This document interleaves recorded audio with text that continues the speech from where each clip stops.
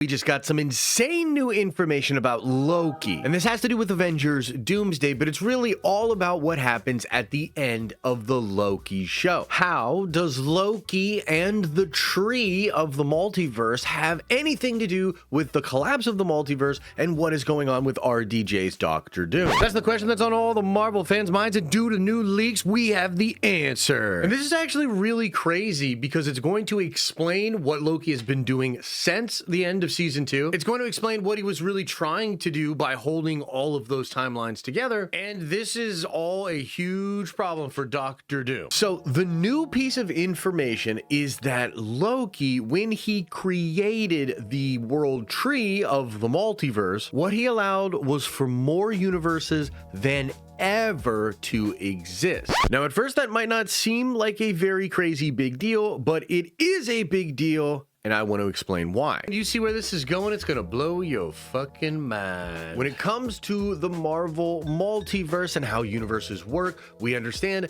that there is an event known as creation. This is either the Big Bang or something cosmic or something even above cosmic, but either way, it is explained that yes, there is something known as creation in the universes of the Marvel multiverse, and there are singularities that exist actually before creation. Those are the 6 singularities that manifest themselves as the Infinity Stones, but they are also principles of reality that guide a universe or a timeline. Before creation itself, there were 6 singularities. So these things always exist, and then there are always branch timelines when individual people make decisions or do things that are different. The truth is, we don't know exactly why certain actions or certain things create other timelines, but it happens, and there are tons of timelines out there, basically infinite amount of timelines. Some of them are very similar to the timelines you know, and some of them are very different. And apparently this is just a natural way that the timelines all go, and inevitably this leads to a situation where certain characters in each universe discover the other timelines, and then that inevitably leads to a multiversal war. These realities that are seemingly stacked on top of each other basically don't really interact with each other up until a moment when a person realizes that there are other realities, and then everything gets really crazy. In the Quantum Mania movie, it makes it seem like the tinkering with time and constantly playing around with the timelines is what creates the vast multiverse and eventually limitless incursions. But there's a lot to suggest in the Loki show that incursions and the destruction of all the different branch realities is somewhat of an inevitable aspect to existence. It is something that always happens. But either way you slice it, we know that what we have seen in the Marvel Cinematic Universe, and basically everything we've seen in most Marvel movies, was a false reality. This is a version of a timeline that happens after a multiversal war. And then eventually there was a variant of Kang that became He Who Remains, and he then takes over the multiverse and establishes the sacred timeline. But either way, we know that all of these different timelines are not pure. They are not the original version of the timeline. These are versions of the timeline that are created by He Who Remains or the different Kangs. Now, a relatively new addition to this whole understanding of the multiverse comes by way of new rumors about what will happen in Avengers Doomsday. This has to do with a concept known as the Prime Universe. This is the version of the universe that existed before the multiversal war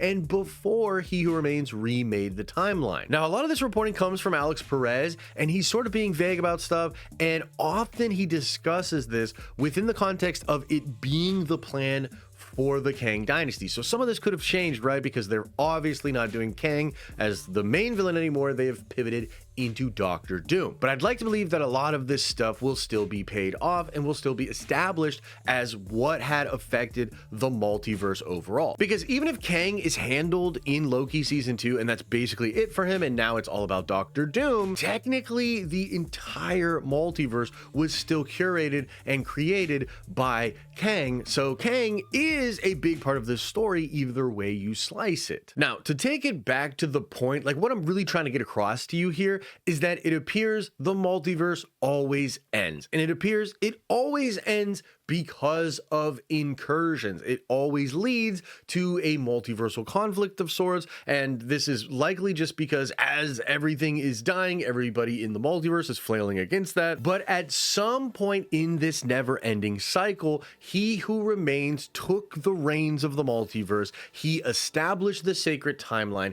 and every single thing that we have seen in the Marvel Cinematic Universe, and very likely everything we have seen in every single Marvel movie ever, is a bastardization of a more pure version of the multiverse. Again, established and controlled by He Who Remains. Now, the new leak about the Prime universe suggests that there might be some characters that remember or have an echo of a memory of what the pure and Prime universe was. Alex Perez recently teased that Doctor Strange in the Multiverse of Madness movie might be remembering the Fantastic Four as a band from the 60s because he actually has some weird echo memory of them from the 60s as the astronauts that go to space and have their cosmic encounter and get their powers. Meaning that this version of Stephen Strange either has a memory of the original Stephen, or he is the original Stephen and therefore has some kind of access to the memories of that Prime universe. Now, on a side note, I find this so fascinating because another thing that Alex Perez has talked a lot about over the past couple of years is the spell from Spider-Man No Way Home. Now, obviously, this was a huge part of that film. Essentially, a spell goes wrong in which Stephen Strange is trying to cast a spell over Earth in which everybody that knows that Peter Parker is Spider-Man will forget that. And then there's like amendments to the spell and it goes badly, the spell gets corrupted, and it ends up bringing all of these different versions of villains from throughout the multiverse that know that Peter Parker is Spider-Man to this reality. And because Spider-Man and his villains have this really weird rogues relationship where a lot of them do actually know who Peter actually is, it creates this crazy thing where all these variants from across the multiverse are coming in to our reality. But of course, at the end of the movie, they can't fix the spell, and so they cast another spell across the entire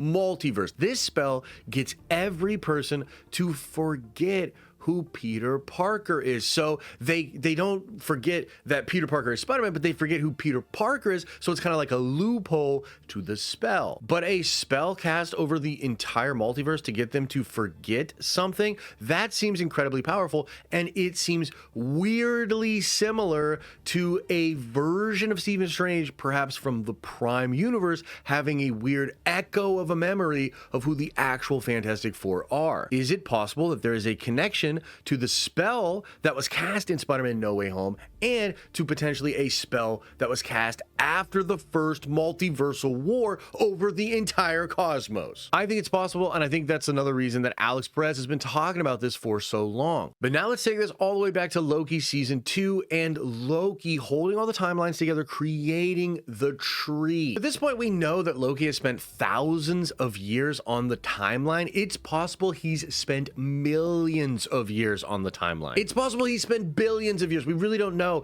Like, it's just crazy the amount of time that he was probably jumping around the timeline trying to solve everything. And eventually, of course, he realizes he cannot stop what is happening, but what he can do is hold it all together, giving everybody more time. Loki, in this way, is not preventing the collapse of the multiverse, but he is slowing it down. Now, back to this brand new leak. The whole reason I made this video is because there's this new leak indicating that when Loki did this, he created a scenario in which there are more timelines, there are more universes than there have ever been before. And the reason that is significant is because it connects to rumors about Loki being Avenger Prime and Loki's real plan being the collection and the assembling of a multiversal group of Avengers. Now, the Multiversal Avengers rumors have been out there basically since Loki season 1. As crazy as it seems,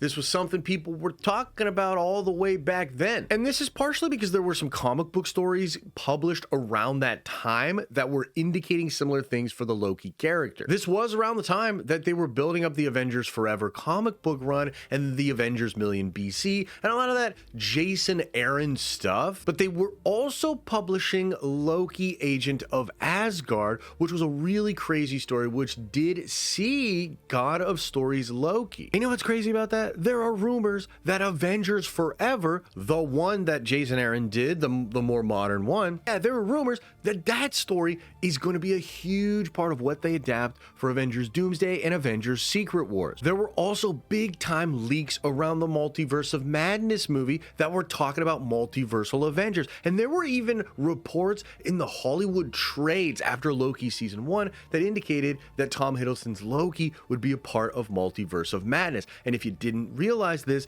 the Hollywood trades are very freaking reliable. So what that means is that at that time, Marvel was absolutely going to cook something in Multiverse of Madness with the Loki character. And all the different rumors that talk about a multiversal Avengers being built in the background were likely going to be connected to what they had originally planned for that film. Now, Multiverse of Madness goes through like a bajillion changes. I've heard that Michael Waldron wrote literally 17 drafts of that film. They changed it a lot, right? So a lot of stuff gets taken out of there, so I'm not surprised that the Multiversal Avengers take a back seat. We are introduced to Illuminati and basically a version of the Avengers in 838 that's out there studying the multiverse. So it kind of remains in there, but they were apparently going to go much harder in that film. And then if you look at Deadpool and Wolverine, you can kind of see this same idea being built in that film. I mean, the whole concept of Deadpool and Wolverine centers around the character of Deadpool being pulled out of his universe that is going to die, and he's being saved by the TVA for some kind of purpose to fight in a war on the sacred timeline. That's like pretty explicitly explained in the plot of Deadpool. So the TVA, under the direction of Loki and Mobius, and we literally see B-15, that TVA is out there saving up heroes from dying timelines throughout the multiverse. So can't you see how all of this connects? Essentially what Loki does at the end of season 2 is hold the frickin' multiverse together as long as he possibly can, and they're not pruning any timelines anymore, so they're just letting timelines go absolutely wild. And then he is turning around and having the TVA go throughout this new expanded multiverse and collect up as many powerful variants of Avengers that are possible, because Loki knows he's about to do another multiversal war and he needs to assemble the Avengers, and this connects to the Avengers Prime variant of Loki from that Avengers Forever comic book. And the funny thing is, I actually thought about this in the very first episode of the Loki show. That is a brilliant episode, and it shows Loki kind of look over his own life and come to an understanding of how the multiverse or the greater cosmic order of things sees him. There's this scene where Mobius is explaining to him that he is a loser. His function in the multiverse is to lose to the Avengers to have them become their greater selves. And that is kind of the function of not just Loki, but of the trickster archetype out there in a lot of mythology. So I absolutely love just how meta and just dope that feels. But it's also perfect for the character of Loki, especially if he's going in this direction. One of the things that made Avengers Prime so compelling is that that comic book has Loki come to a similar realization. He realizes that his function is to make the Avengers better. That's kind of like his functional purpose throughout all of most of the timelines. As an Avengers villain, he is there to sharpen them. And so he takes this to the next level by going around the multiverse after getting to the end of time and collecting up the best and most powerful versions of the Avengers, the ones that have fought against the craziest enemies, the ones that have done the most insane feats. And you get this collection from this character that knows them as one of their arch nemesis villains for so long throughout all kinds of timelines. Loki knows the Avengers so well, and so he kind of becomes the perfect person to assemble a multiversal group of these characters. And so that is probably what they are cooking up with Loki, and this little new tidbit here about how this freaking multiversal tree has made it so there are more universes than ever. It makes it all makes sense. This also connects to some rumors that scoopers had reported within the last year that talked about how you would see crazy, insane variants in these Avengers movies that would essentially be one-offs that you would basically never see again. I kept thinking of crazy characters like Old Man Phoenix. Like, I've always wanted Hugh Jackman's Wolverine to be Old Man Phoenix. Old Man Phoenix is just a variant of Wolverine who's the only one alive at the end of time, and so therefore he's the only host for the Phoenix Force. He is badass. He also does play a role in that crazy Avengers Forever comic book event. But Marvel over the past 75 plus years have created so many insane variants of awesome Marvel characters. There's just almost too many to pick from. And so I think this is a great opportunity to go really crazy, very deep cut, and get some awesome variants of very popular Marvel characters for these different films. And the thing that's really wild about that is I had expected this kind of stuff for Secret Wars. And basically, guys, I still believe that in Secret Wars, we will get a multiversal group of Avengers that does something like the time heist from Avengers Endgame, but these characters will be going to different iconic moments from like the Fox X-Men movies, from Wesley Snipes' Blade films, maybe the Nicolas Cage Ghost Rider movies. Like, I've always thought that would be something that they would do, but I didn't really expect that in Avengers Doomsday. Doomsday feels like a movie that has to set up like the end of all these universes, you know, the end of 616, all of these Avengers trying to stop what is coming, and then ultimately a bunch of them are probably going to die and lose, and then some of them make it into Battle World and Secret Wars. However, a lot of new rumors have been talking about the TVA and the end of Doomsday. It feels like Avengers Doomsday is going to crack into a movie that either takes place in the TVA, on the Void, or perhaps a combination of both, as Doom tries to get to where Loki is at the Citadel at the end of time. And Daniel RPK recently just said that you're gonna get tons of crazy cameos there, including Ghost Rider, probably Nicolas Cage Ghost Rider. Nobody's confirming that, but it's probably Nicolas Cage Ghost Rider. I had a person tell me that Tobey Maguire is absolutely in Doomsday, and he's connected to this TVA portion of the plot as well.